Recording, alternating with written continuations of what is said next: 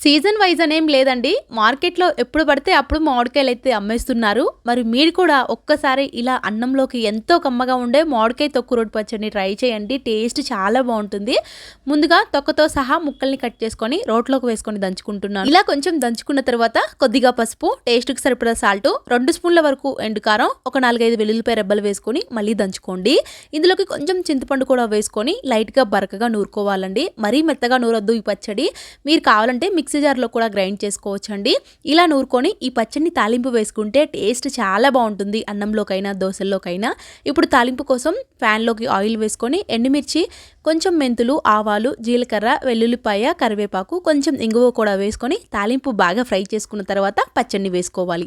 వేసుకొని మళ్ళొకసారి బాగా కలుపుకొని ఒక 2 నిమిషాల తర్వాత స్టవ్ ఆఫ్ చేసుకోవడమే. నిజంగా టేస్ట్ అయితే చాలా బాగుంటుంది. 5 నిమిషాల్లో అప్పటికప్పుడు ఈ పచ్చడి చేసుకోవచ్చండి. అలానే ఈ పచ్చడి మీలో ఎంతమందికి ఇష్టమో కామెంట్ చేయండి.